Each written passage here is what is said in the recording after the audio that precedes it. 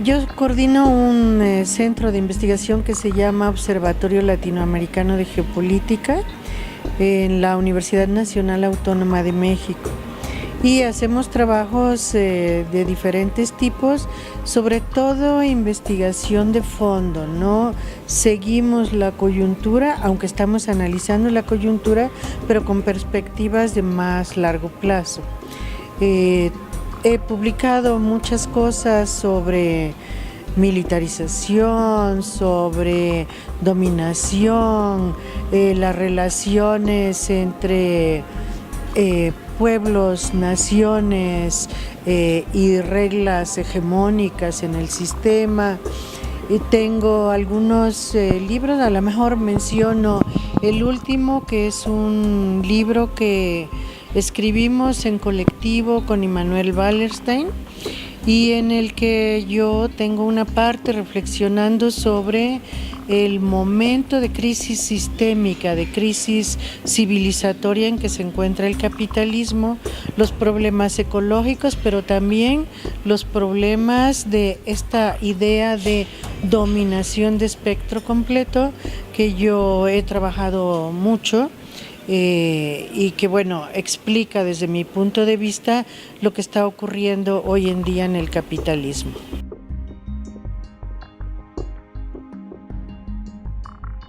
Ese libro es muy interesante porque surge en realidad de un curso que dimos a un grupo de estudiantes bolivianos de diferentes partes del país. Vinieron, creo que de todas las regiones y de todas las disciplinas. Había antropólogos, economistas, todos muy jóvenes, recién egresados, y les dimos un curso de alrededor de un semestre sobre geopolítica. Entonces hubo un conjunto de profesores, nosotros 5, y me parece que hubo alguno más que estuvimos trabajando con ellos. Y a raíz de eso se hizo el libro. Es como una especie de transcripción del curso activo que les dimos.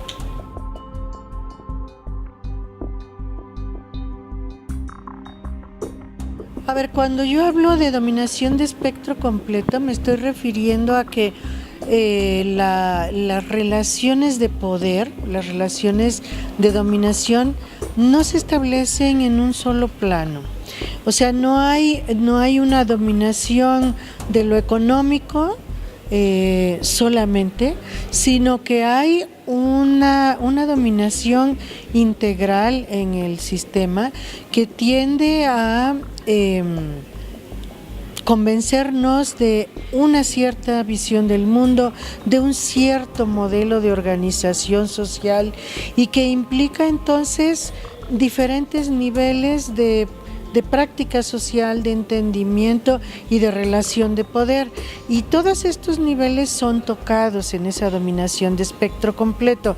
Se domina a través de la economía, se domina a través de la alimentación, del contenido de la alimentación o del acaparamiento de alimentos básicos, se domina a través de el trabajo de construcción de sentidos de realidad, es decir, la dominación va hacia las mentes, no solamente hacia lo material.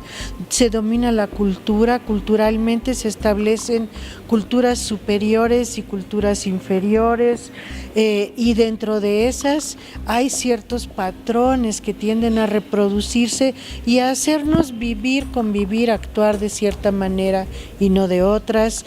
Se domina también en el terreno de la fuerza, de lo militar, de lo militar incluso no bélico, del espionaje, de esto militar entendido como lógicas de amigo-enemigo, como lógicas de sospechoso, instalando la cultura del miedo, instalando la cultura de la delación. Todo eso forma parte de las estrategias de dominio que hay actualmente en el mundo, en el capitalismo, ¿no? Por supuesto, los poderosos tienen que utilizar muchas herramientas para lograr sus propósitos, porque sus propósitos no son compartidos por el conjunto de la población. Entonces, para que puedan ser, si no compartidos, por lo menos asumidos, es necesario trabajar con las conciencias, trabajar con las mentes, colocar verdades, colocar sentidos comunes que son, digamos, sentidos comunes fabricados y no hechos en común, ¿no? Como debería ser. Esa es la idea, o sea, se domina todas las dimensiones de la vida social, pero también todas las dimensiones de la geografía, del espacio. Entonces, por ejemplo, el dominio del ciberespacio es algo muy importante porque es el lugar donde ocurren las comunicaciones de todos tipos, ¿no? Entonces, las comunicaciones son sometidas a control a través de la intervención en el espacio atmosférico, ¿no? O cualquier otro de los niveles del espacio, pero se domina también la geografía, el territorio, los mares, los ríos, las comunicaciones, las vías, las rutas. Todo eso es indispensable incorporarlo a la estrategia de dominación con la idea de que cualquier resquicio que se deje es un espacio en que potencialmente se puede organizar la resistencia. Entonces, cuando se busca eliminar la resistencia, eliminar la disidencia, evidentemente se está buscando dominar todos los huecos.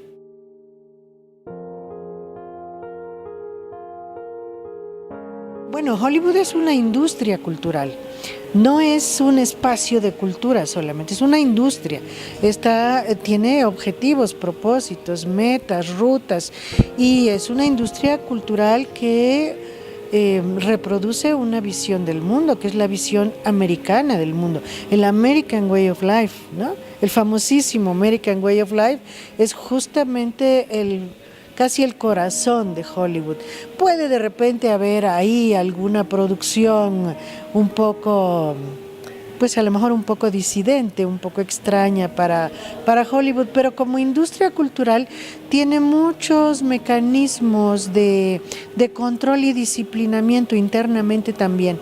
Entonces no cualquiera hace películas en Hollywood, digamos este cine alternativo, este cine documental a veces que nos presenta situaciones reales de guerras o de intervenciones, ese no pasa por Hollywood. Hollywood hace películas con la idea, ha habido como aportes muy interesantes, por ejemplo el de Walt Disney.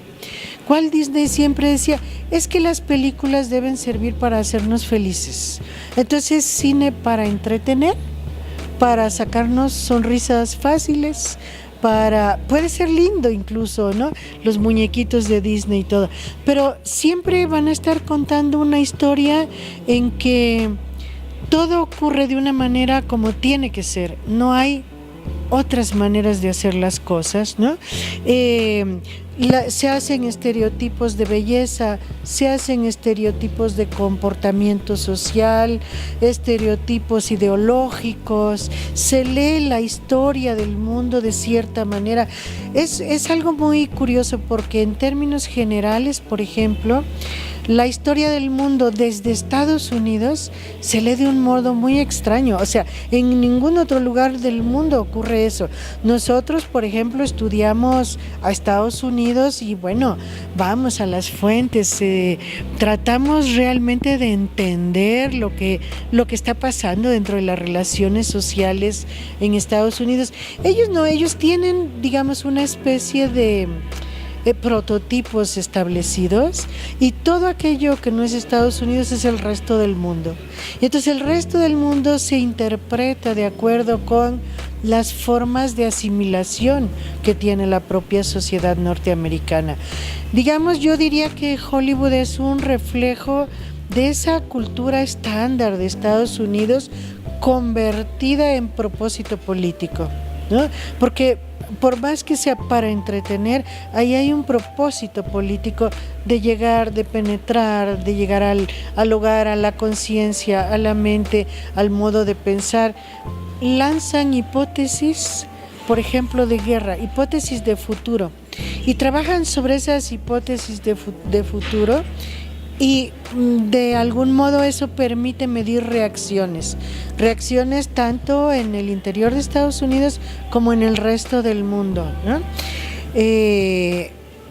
Hay incluso una película anterior a la caída de las Torres Gemelas que dice que van a caer las Torres Gemelas y que hace ahí todo un escenario muy similar a lo que luego ocurrió en la actualidad, en la realidad, y eso lo hacen sistemáticamente, ¿no? Con respecto a diferentes temas, hambrunas, epidemias, este tipo de cosas, ¿no? Como de guerras bacteriológicas, químicas, guerras pues también de armamento normal. Trabajan mucho eso porque eso también permite al Pentágono, permite al Departamento de Estado estar valorando cuál es la manera como la gente se va adaptando a este tipo de escenarios imaginarios que pueden convertirse en realidad. Entonces Hollywood ahí es una pieza muy interesante que puede tener una cierta vertiente inocente o más cándida, pero también tiene vertientes muy predeterminadas.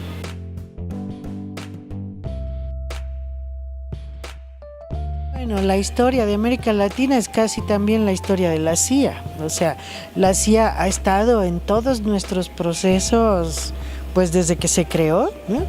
México en particular es una plaza que ha sido muy importante para ellos, porque bueno, es un país que juega una función ahí un poco de bisagra con el resto de América. Ha sido un país muy respetuoso de las reglas del juego, muy disciplinado. Entonces, bueno, de algún modo es un modelo también, ¿no? Pero también con resistencias fuertes que es necesario controlar, o sea, con un pensamiento muy crítico, ¿no? Hay momentos de México que han sido paradigmáticos en términos del florecimiento del pensamiento crítico. Entonces, todo eso es algo que interesa mucho a la CIA, y ha tenido históricamente pues a veces intervención. Hasta yo recuerdo que en los primeros viajes que se hacían desde México a Cuba, por ejemplo, había personal de la CIA monitoreando a la gente que iba a volar en los aviones hacia Cuba, interrogándolos, en fin, o sea, historias así bastante fuertes. Y en la actualidad tiene grandes oficinas ahí en México, ¿no? Sabemos cuál es el edificio, cuáles son los pisos donde está instalada la CIA, pero la CIA está actuando en todos lados, o sea, no nos sorprenda. Es casi nuestro acompañante en todos los procesos. Un acompañante incómodo, digamos, ¿no? Un acompañante no deseado, pero que está ahí con nosotros.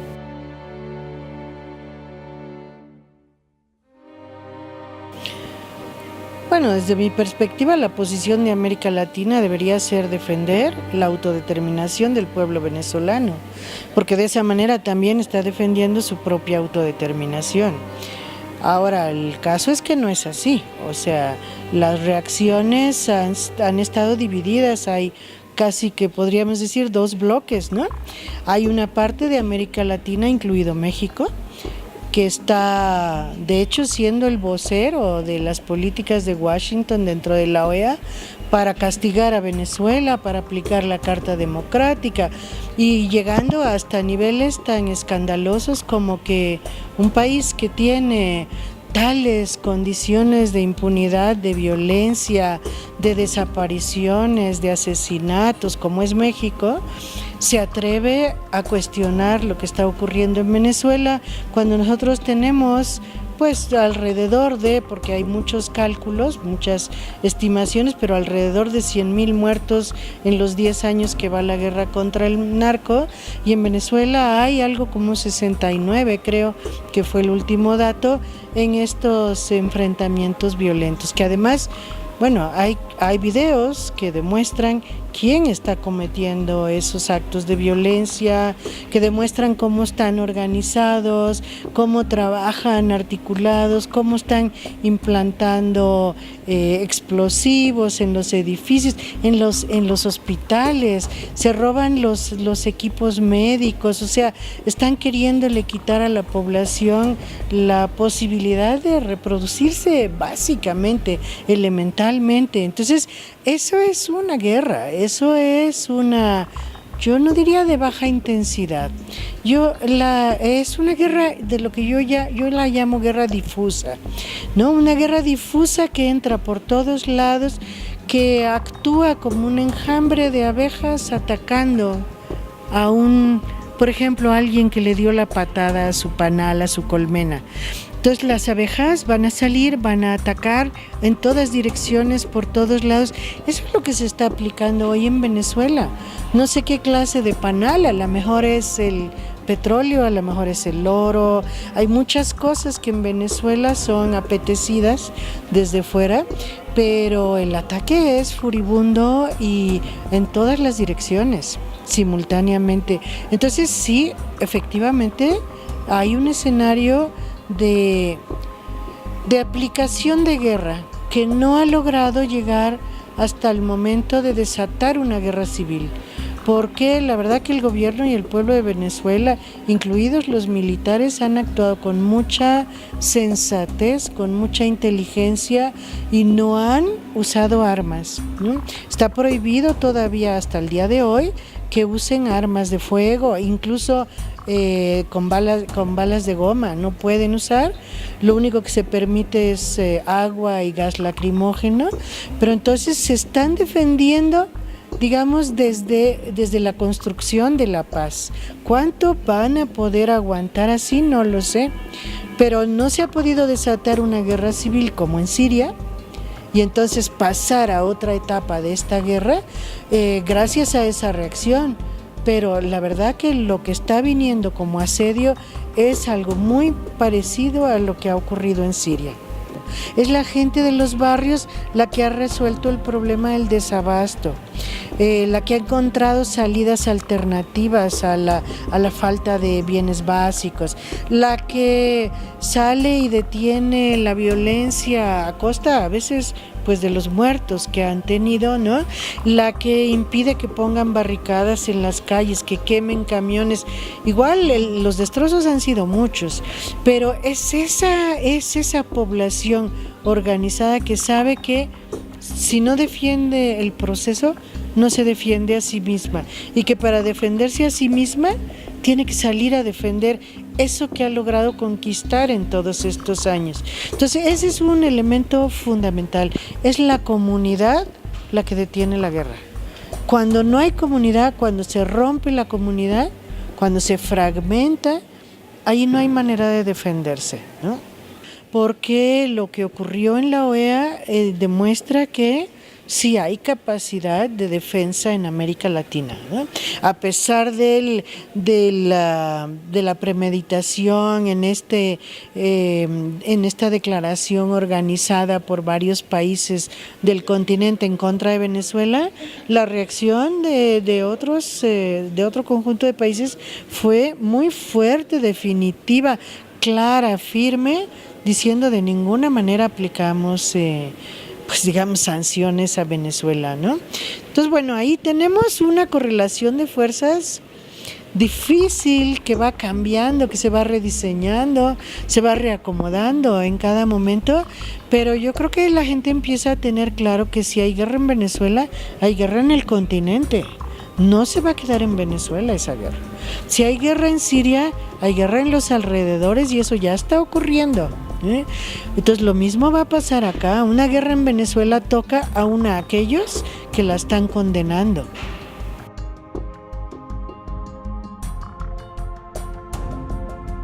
El sistema capitalista siempre ha buscado seducir. Siempre está seduciendo. Ahí la importancia de Hollywood. Siempre nos seducen con sus productos, con sus estereotipos de belleza, de progreso. Siempre está buscando seducir, siempre tira ganchos, ¿no? Y al mismo tiempo palos. pero de repente si le sale más barato, digamos, más rentable seducir que reprimir. Reprime cuando ya no logra seducir. Y ahí es justamente la discusión de la hegemonía, ¿no? Cuando no logra convencer de que su modelo de vida es el modelo que todos debemos querer, ahí empiezan los problemas, ¿no? Entonces, eso es una realidad permanente, que hoy las revoluciones no tienen sentido. Pues no sé, o sea, a pesar de la seducción permanente del sistema, podríamos decir que 500 años aplicando esto, ¿no? Su zanahoria y garrote, su seducción y represión. Y bueno, ha habido revoluciones, ha habido lucha de los pueblos, ha habido avances, y si no hubiera habido esa lucha estaríamos, creo que bastante peor, o sea, podemos volver a los tiempos de la esclavitud, a los tiempos del sojuzgamiento a los indígenas, tantas cosas que han pasado y que, bueno, de algún modo la lucha de los pueblos ha logrado ir echando para atrás, ¿no? Ha logrado ir conquistando espacios, derechos, ha ido también construyendo su propia explicación de la realidad, sus propios sentidos de realidad, a pesar de la seducción.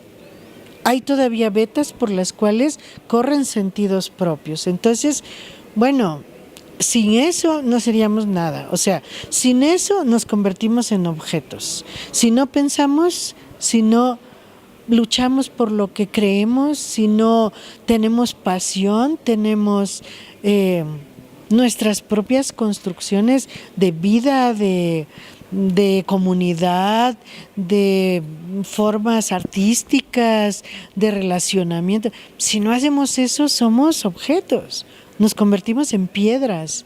Y mientras no seamos piedras, mientras el rey Midas no nos termine de convertir en piedras, pues creo que vamos a seguir luchando, haciendo revoluciones, quizá pensándolas de otra manera. Las revoluciones no siempre son iguales, no siempre son definitivas tampoco. Una revolución conquista ciertas cosas, avanza ciertas cosas y luego tiene que seguir una construcción sosteniendo, permitiendo avanzar, y llegarán momentos también en que haga falta otra revolución sobre la revolución.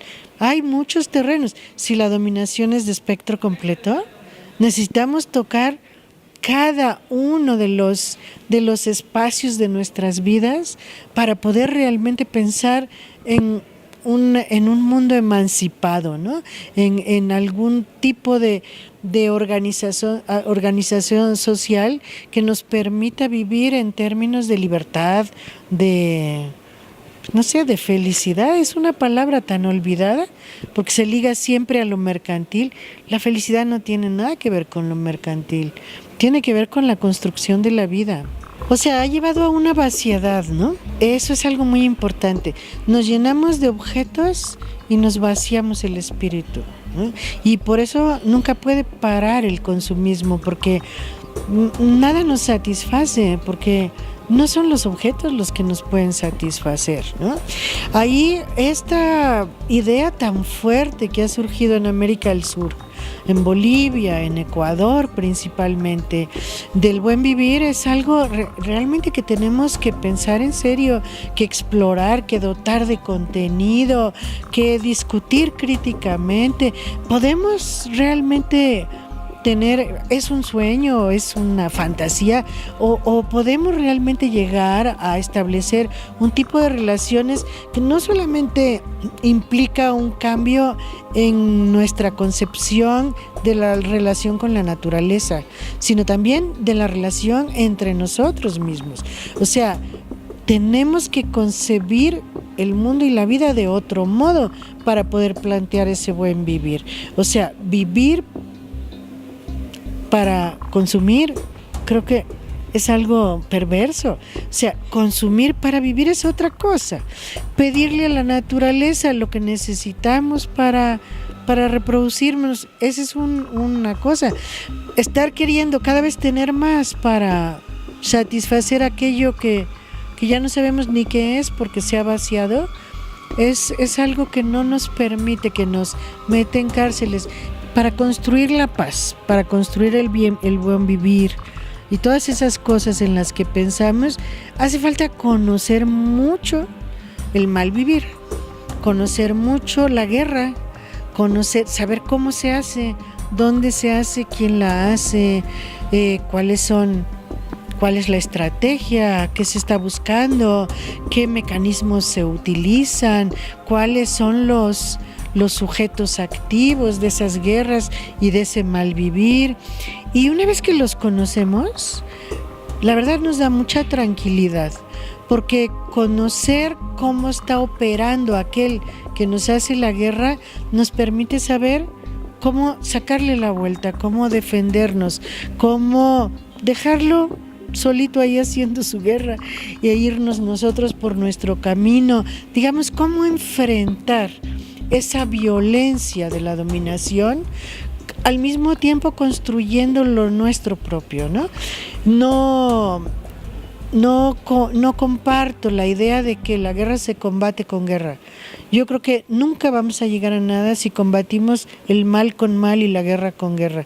Yo creo que la única posibilidad que tenemos realmente para salir de esta trampa en la que el capitalismo nos ha metido es alguna línea de escape fuera del sistema, y esa línea de escape fuera del sistema no se construye pensando en términos bélicos, ¿no? Se construye pensando en estos otros términos, con esta otra concepción del buen vivir, de construir la paz, de la unidad en la diversidad, de dialogar en vez de disputar, todas esas cosas que nos han heredado los pueblos indios de América, pero también los nativos de muchas otras partes del mundo, y que de repente nos tienen ahí los horizontes abiertos, y a veces por estar tan entrampados en el miedo que nos da la situación contemporánea no hacemos nada. Entonces hay que conocer mucho qué es realmente esta guerra que se nos está haciendo, y para eso hay gente que ha estado trabajando duro, ¿no? Y que está haciendo cosas importantes que nos ayudan mucho. Por ejemplo, la página esta de cia.bo es algo muy importante. Ahí hay cantidad de material. Yo he estado revisando un poquito, material utilísimo para saber verdaderamente qué es lo que hace la CIA. ¿Dónde está? ¿Qué es lo que pretende con nosotros? ¿Por qué se mete en nuestras historias y en nuestras vidas? ¿De qué es capaz la gente de la CIA? ¿Por qué se dice que los agentes de la CIA matan a sangre fría, ¿no? Hay esa frase. ¿Por qué? ¿Cómo? ¿Y qué podemos hacer para que eso ya no ocurra? Eso lo tenemos que estudiar, y la historia nos da muchos elementos para estudiarlo. Hay cantidad de gente que ha estado investigando todo esto, tanto cómo funciona la dominación, como cuáles son todos los proyectos de salida que ya hay, que están vivos y que hay que fortalecer para poder tener la posibilidad de romper esta dinámica y esta lógica de guerra en la que estamos. Bueno, yo la verdad que sí los invitaría no a creerme, sino a entrar a ver la página, porque también eso es algo muy importante. Cada quien tiene que pensar por sí mismo. Entonces vayan, busquen, vean la información, entren a la página cia.bo, entren también a la página geopolítica.iec.unam.mx, que esa es la página de mi observatorio, donde también tenemos algunas cosas que creo que pueden ser muy útiles para entender lo que pasa en América Latina hoy y en el mundo.